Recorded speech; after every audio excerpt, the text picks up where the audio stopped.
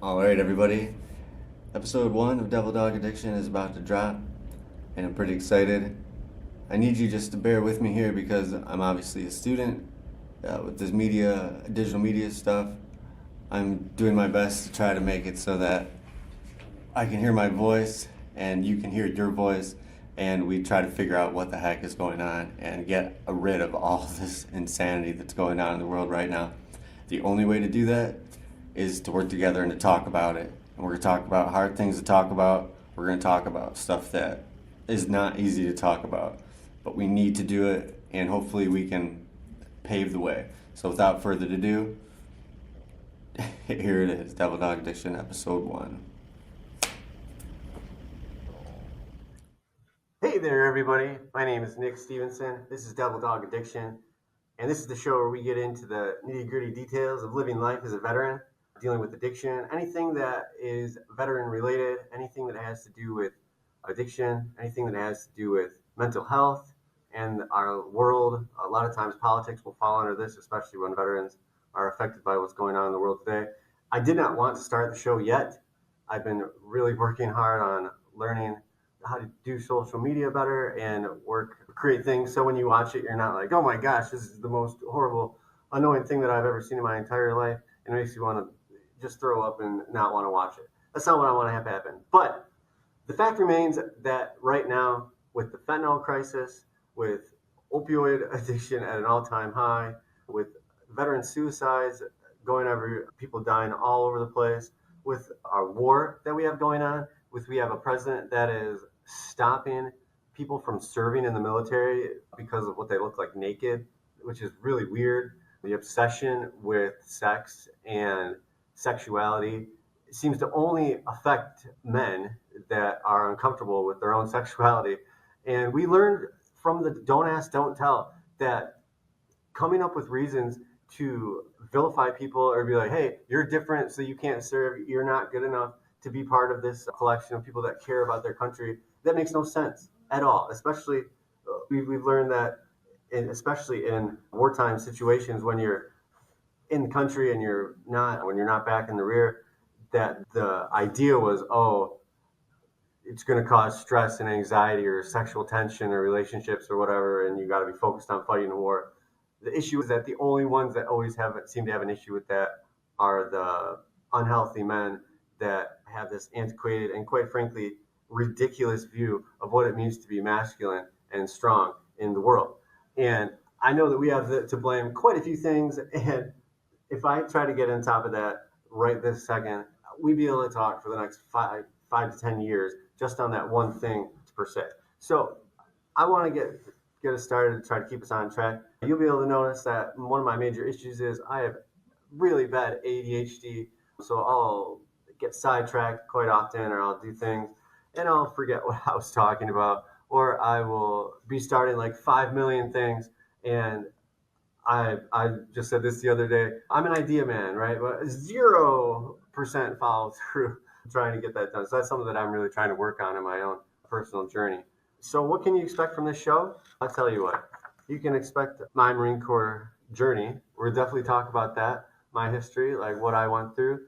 Just a brief synopsis. I joined the Marine Corps in 2005.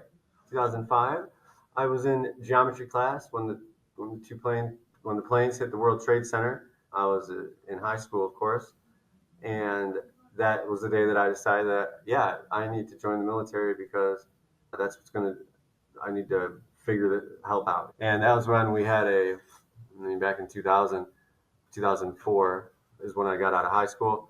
And in 2005 is when I joined the Marine Corps. After I got out of high school, things weren't the best. I already had some issues with mental health going on at the time, drinking quite often. But yeah, I think I drove drunk before I drove regular. So yeah, go figure that, right? So I got hurt. I got hurt in the Marine Corps when I was overseas. I don't really want to go into all that in detail. That's not really the main issue of the thing. The point is that you sacrifice things when you join the military, and it's not always just from, say, like you get blown up in some sort of like IED explosion or some sort of specific incident happens, is not actually how the majority of people that I know got hurt in the military. A lot of training accident exercises, a lot of secondary injuries. My main thing that happened is when I got hurt, and then they did this surgery when I was over in Japan because I had to get to an area where they actually had good hospitals, and they something went wrong on the surgery, and I've been dealing with it ever since, the chronic pain, and then all the nerve blocks and all the surgeries that they've done and infections, and it's just been such a long journey. And the VA has been good at some points. Shout out to Jesse Brown VA with their drug addiction program over there, DDTC. They got great people over there, but there are some terrible people in the VA system, and more importantly, in the third party system that we continue to send all the issues to third party places, which makes no sense because they don't care. Second off, they don't get paid enough money. And we know from reality that if you don't pay people enough money, they're not going to care about the job they do. And if they do care about it, it's because they're veterans. And if they don't care about it, there's nothing you can do about it. From my personal experience, just a real quick story, I was recently in school to be a vet tech, and I loved it, and I was doing so great at it, and I got dealing with the addiction, alcoholism, and all that good stuff. I'm on a good area right now, and I thought things were going good. And the VA decided that I'm too disabled for them to pay for me to work with animals. Yeah, I'll say that one more time. Too disabled to work with animals, which makes no sense. And my guy that I was dealing with, I'm not going to say his name, even though I should, because he's ruined my life basically and set me back years in my life. And I thought that it was the VA employee's job to try and help you, but sometimes I feel like they're just trying not to, or they think that by helping you out or whatnot, it's going to mess up what you have going on in your life, which makes no sense. It's not any skin off of their back. They're not paying for any of this. If anything, they should be approving stuff at a higher rate because we should be taking care of our veterans. They are the backbone of what it means to be a free America. So it really gets me going. You know what I'm saying? On this podcast slash show, the production value will go up. We'll be doing a lot more great things, and it'll be a lot more interesting, and we'll have the technology will be a lot better. But like I was saying, this needs to get going because it's an issue that needs to be talked about, because for some reason we have been relegated as a society to be trained not to talk about sex, politics, religion, anything that makes you uncomfortable, anything that people have like strong views on, which is silly because we base what we do and like how we act and the decisions we make and like our personality and our character and our choices on a daily basis around those things. Sex, politics, and religion are like the driving factors of life. So to be like, oh, we don't want to talk about this, and now you got these crazy people that, yeah, and I'll say it, the MAGA people are insane. Now, the Republicans in general, I don't know about them, but I'm not going to say that Republicans are the enemy. Other Americans are not the enemy. So stop with the rhetoric. Stop with the harmful rhetoric and just the hateful shenanigans, and just it doesn't do any good. It doesn't help. What what happened to the lessons that we were taught young? Hey, if you don't have enough to share with the whole class, you don't bring something in and like whip out your candy in the middle of class, or hey, do you have enough to share with everybody? No. Okay, then don't. Whatever happened to if you don't have anything nice to say, keep your mouth shut. It's not that difficult. Why did God give us 2 ears and 1 mouth? So you could listen twice as much as you yap. It's not that hard to understand. So here on Devil Dog Addiction, we are going to get into individual journeys of real veterans that dealing with addiction. I have a lot of great friends, a lot of great buddies that I served with, and a lot of great people that I've met after I served down here at the Jesse Brown VA Medical Center. And it's one of the better VAs that I've been to here in Chicago. And North Chicago, we have a few VAs. We have the Hines VA Hospital. We have the Jesse Brown VA Medical Center. And then we also have the North Chicago Captain James Lovell Healthcare and Federal Healthcare Facility. So there's no shortage of places to go if you say you slip on some ice or you slip on a heroin needle and it winds up in your arm. Anyway, we are going to find humor, my friends. Humor is what we do when life is terrible and we need to feel a little bit better. It's a great coping mechanism. It can sometimes overshadow regular things. The class clown, I've always been causing a ruckus, making noises, just being a general disruptor of basically anything that I've ever gotten into. In fact, I am so annoyed because when something like an injustice happens, or if the smallest of issue, or say someone's getting messed with, or a teacher does something bad, or like an authority figure is trying to do something, or a boss is doing something, I sometimes just crap because I know that I'm going to open my mouth and I'm going to have to cause waves. They say, don't cause any waves. You got to, because if you don't, then things will never change. And the worst thing that I've one of the worst things that I really dislike is when people are just like, "Oh, that's the way it's always been," or "Oh, that's how it's been, so this is what we should be." People, I'm begging you, do not do that. You do not have to do what the people before you did. What you've been taught by your parents and society and the people that are in charge of making and molding the next generation, you are brainwashed by them. Sometimes it's for the good, sometimes it's for the bad. But if you can get it into your kids' heads that they need to learn to think for themselves, then they will be much better adjusted people. If you have a bunch of people that are uneducated in anything, and now I use the term uneducated loosely, and because it's a loaded term that people use right now to justify education and all that weird stuff that they're trying to do, burning books and all that shenanigans. But that is not the way of things. Anyway, I just want to get back to this, what we were talking about. I want to talk about my addiction journey and other veterans' addiction journeys, recovery, what the purpose of recovery is, why do a podcast. Number one, I think that everybody around me is going to be so happy that I'm doing a podcast because now they don't have to listen to me because I'm sure my mom and dad and everyone else that I live with and or that I have lived with in the past, they're probably like, oh, finally we have someone else that's going to listen to this guy. But I go with the multi speaking attack technique where it's a numbers game. You just have to say as many things as you can and hope a few things stick. And then you could just be like in Seinfeld, and if you say something really good, you can just mic drop and walk out of that conversation. But either way, we're going to expose some hard truths, some really hard truths in this show.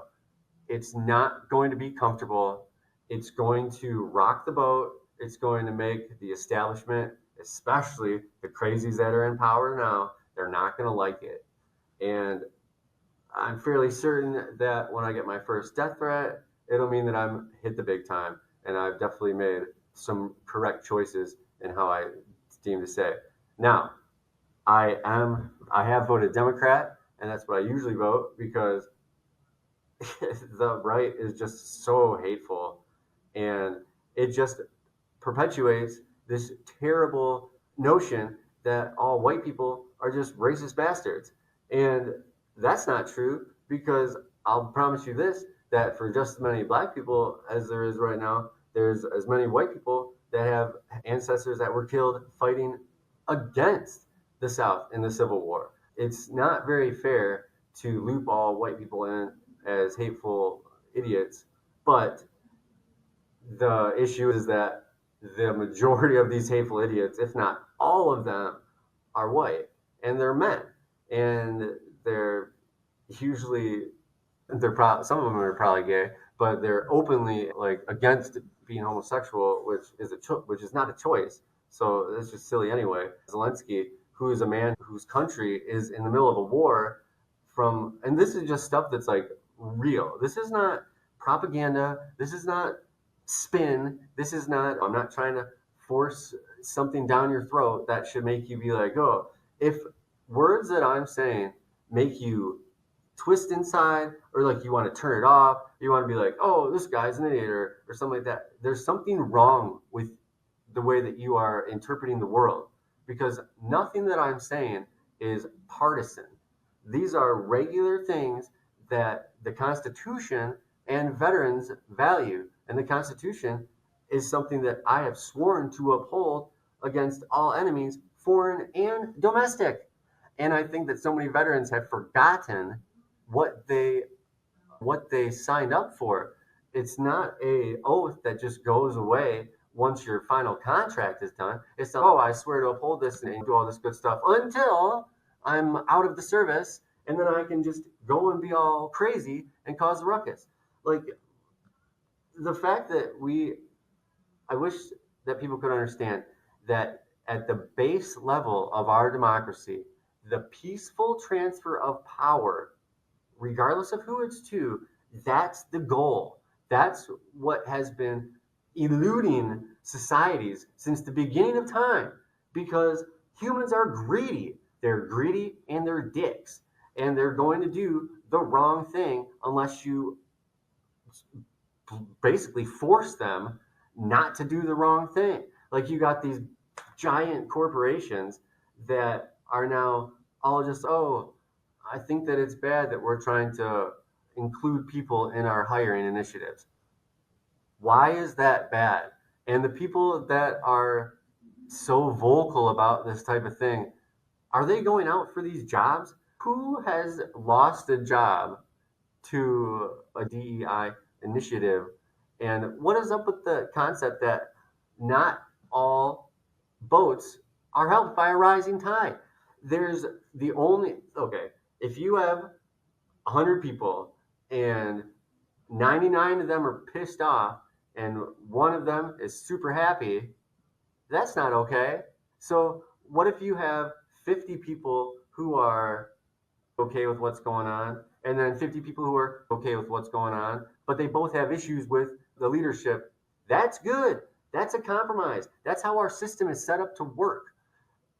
What is happening right now is, why exactly, if you don't know a bunch about the country or how economics work or how a country works or how our government works or how things get done, if you don't know, why would you take a guy who just lies about everything, his word, and why is anybody even tricked, or why are they confused or surprised that the guy goes up and does a speech and everything that he says is just hate, lie, lie? It's the same way with the debate that he had with Biden. Biden won that debate. You can say that he was old as dirt and he was losing his track of mind and he was doing all this stuff, but the fact remains is that he answered the questions, which is something that Donald Trump has never done. He doesn't answer questions. You can ask him anything at all, and it all just resorts back to his, oh, there's a million rapists coming across the border and they're killing your kids and they're doing a bunch of stuff. Look, the more damage is being done to your kids by watching this guy. It used to be, oh, when you could grow up to be president, oh, we got to act like this, little Johnny, get an apple for the teacher. No, not anymore. You get a crab apple for the teacher and throw a couple tacks under her chair and then say that she's a dumbass. And because that's what we're teaching our kids. It's Ash Wednesday, and I don't understand how you can have people that have the little ash, or yesterday have little ashes on their forehead, but then they have a Trump bumper sticker on their car. It doesn't. The two things do not mix. You cannot be a practicing Christian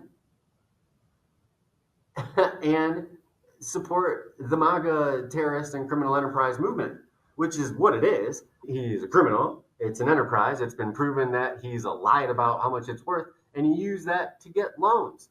If I did that, oh my God, I would love to get bailed out. When the banks got bailed out, Citibank was still knocking on my door saying, hey man, you owe us money for this loan that you took out. And I'm like, what? You guys defaulted on your crap. You're not going to pass on the savings? No, they didn't. They went out of business. So joke's on them. But it is just insanity, the amount of hate and vitriol that these people are just, they're like wild animals. Like when you watch them at the rallies, and look, this is basically the most political thing that we're going to go into, because the whole reason for starting the show is because I saw that the show so early is they're going to fire veteran affairs workers. And I'm tying back to this because the whole point is we cannot have third party people and third party companies. 3 times I have had an issue with the third party people that deal with appointments for the VA. I went in for an appointment that was for my claim for my back, and the guy was like, "Oh yeah, this is great." 3 months later, the company has not even sent the finished paperwork to the VA. That is insane. And then on another program, the VRE program, which is to supposedly help veterans that are disabled learn a new skill, which is what I'm trying to get done. Right now, I'm in this school paying for it with student loans because the VA is taking their sweet time answering me and helping me out. I asked the guy, "Hey man, how do I appeal this decision?" He hangs up on me. And then I email him for months and they just push me off. The only way that they actually got in to help me out is I had to go to my doctor, my psychiatrist, and tell him what was going on. And he's like, "What? That's insane." Where on the VA list of what the VA does and how to help people does it say in the VA motto, "No, we're just going to try to screw over every veteran that comes to us for help"? That should be the VA's motto at some of these places. Now, I'm not going to dig on the VA as a whole because they do a lot of great work. And I know for a fact that the people who are against this type of thing will be like, "Oh, look at this." And they'll take the one clip out of it and be like, "Oh, Nick says the VA sucks." I'm like, look, there's tons of places where everybody sucks. And that's the problem with the world, is that these people that don't suck think that or the people that suck think that they don't. And then do you think that you're better than other people? The fact remains we're all human, all of us. None of us have the power to judge anybody else for anything else that's on like the soul or the conscious level. Yeah, you can judge people like if you murder someone, throw them in jail or whatnot, that type of thing. But in terms of judging and having the moral high ground or the righteous indignation or stepping be on top of somebody or have the one up on them, that's silliness. So anyway. All right. Well, we're coming up on the end of the first section of episode 1. So